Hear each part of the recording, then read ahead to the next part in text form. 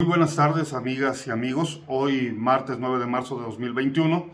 les quiero hablar de un tema sumamente importante para la sociedad: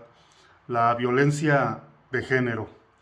Primero, tengo que comentar que existe ya desde el 2007 una ley general de acceso a las mujeres a una vida libre de violencia, que la última reforma es del 11 de enero de 2021, que sería muy importante que todos revisáramos.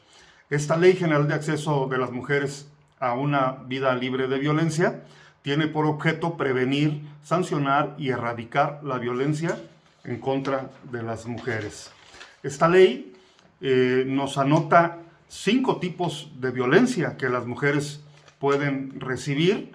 y que la primera es la violencia psicológica, y que consiste en cualquier acto u omisión que dañe la estabilidad psicológica, que puede consistir, entre otras, en negligencia, abandono, descuido reiterado, celotipia, insultos, humillaciones, devaluación personal, marginación, indiferencia, infidelidad, comparaciones destructivas, rechazo, restricción a la autodeterminación y amenazas, lo que puede llevar a la víctima a una situación de depresión, de aislamiento, de una devaluación en su autoestima, que incluso en un extremo puede llegar hasta el suicidio. El segundo tipo de violencia es la física, que es cualquier acto que inflige un daño no accidental usando la fuerza física o algún tipo de arma u objeto que pueda provocar o no lesiones, ya sean internas, externas o ambas. El tercer tipo de violencia es la patrimonial, que constituye por cualquier acto u omisión que afecta a la supervivencia de la víctima. Se manifiesta por la transformación, la sustracción, destrucción, retención o distracción de objetos, documentos personales, bienes y valores, derechos patrimoniales o recursos económicos destinados a satisfacer sus necesidades, y puede abarcar los daños a los bienes comunes o propios de la víctima. El tercer tipo de violencia es la económica, que es toda acción u omisión del agresor que afecta a la supervivencia económica de la víctima. Se manifiesta a través de limitaciones encaminadas a controlar el ingreso de sus percepciones económicas, así como la percepción de un salario menor por igual trabajo dentro de un mismo centro laboral. El quinto tipo de violencia es la sexual, que es cualquier acto que degrade o dañe el cuerpo y o la sexualidad de la víctima, y que por tanto atenta contra su libertad, su dignidad e integridad física. Es una expresión de abuso de poder que implica la supremacía masculina sobre la mujer al denigrarla y concebirla como un objeto. Además de estos 5 tipos de violencia, la propia ley nos dice que hay formas análogas que puedan lesionar o sean susceptibles de dañar la dignidad, integridad o libertad de las mujeres, que aquí no están contempladas. También será considerado como violencia como un tipo de violencia contra las mujeres. Además, nos identifica 6 modalidades generales de la violencia de género. La primera y la que más encontramos, lamentablemente, es la que se sufre en el ámbito familiar, o la violencia familiar, que específicamente es el acto abusivo de poder u omisión intencional dirigido a dominar, someter, controlar o agredir de manera física, verbal, psicológica, patrimonial, económica y sexual a las mujeres, dentro o fuera del domicilio familiar, cuyo agresor tenga o haya tenido relación de parentesco por consanguinidad o afinidad, de matrimonio, concubinato, o mantengan o hayan mantenido una relación de hecho. Como decimos, reiteramos, esta es la que lamentablemente más se presenta, y es precisamente en el núcleo familiar. La segunda modalidad que identifica esta ley que estamos referenciando es la violencia laboral. La violencia laboral es la que se ejerce dentro de un centro de trabajo y que tiene vínculo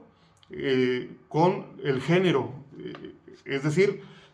tiene que ver con el menosprecio al trabajo de la mujer, con la descalificación a su trabajo, con las amenazas, con la coacción que se realiza a fin de no respetar su permanencia o condiciones generales de trabajo, que tiene que ver con la intimidación, las humillaciones, las conductas referidas incluso en la Ley Federal del Trabajo, como la explotación, el impedimento a las mujeres a llevar a cabo el periodo de lactancia previsto en la ley y todo tipo de discriminación por condición de género. Otra modalidad de la violencia es la que se ejerce en las escuelas o la violencia docente,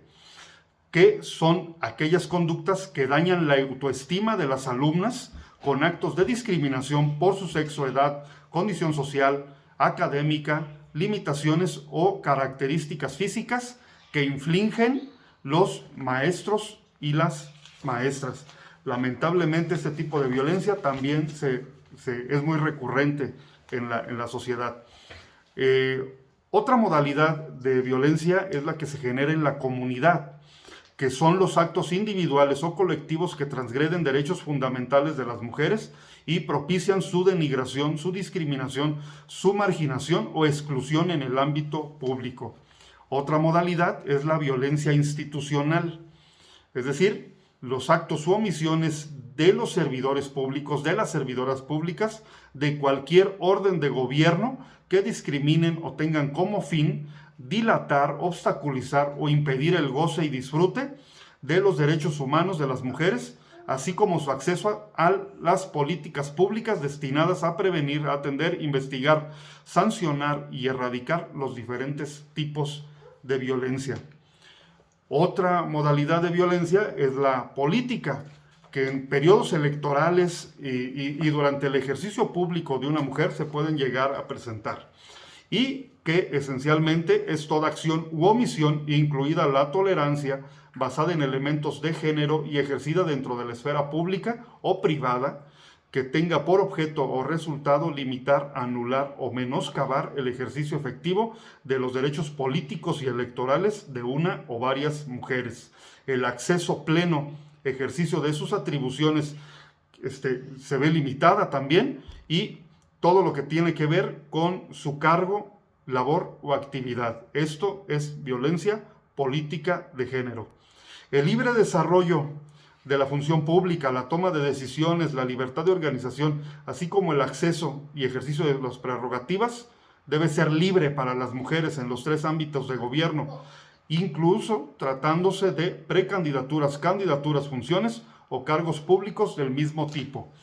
En este sentido, las leyes electorales de nuestro país y de los estados han tenido avances sustanciales en garantizar la paridad en los cargos de elección popular, en las candidaturas, y en este sentido hemos avanzado. Sin embargo, hay que contemplar algo aquí. El uso de redes sociales como el Facebook, como el Twitter, como YouTube, como Instagram y otros, luego son usados muy recurrentemente durante las campañas electorales para agredir a las mujeres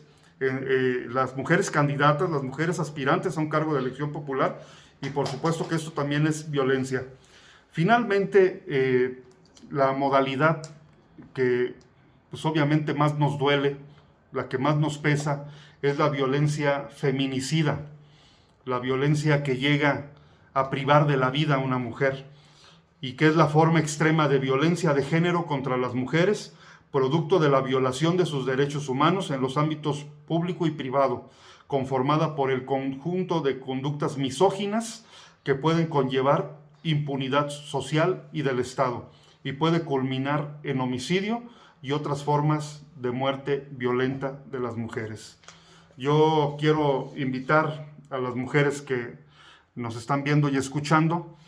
a que no se acostumbren a la violencia verbal, a la violencia en el seno familiar. No hay violencia normal. La violencia, sea por el padre, sea por el hermano, sea por el tío, sea por el esposo, sea por el novio, sea por la pareja, no tienen por qué aguantarla. Denuncien, quéjense, salgan de ese círculo vicioso en lo que luego relaciones destructivas las tienen. No tengan miedo de defenderse, de defender su derecho, porque a final de cuentas es el derecho de todas. Y amigos, no nos hace más hombres abusar de las mujeres. El hombre que de verdad es hombre no daña nunca a una mujer. Que tengan buena tarde.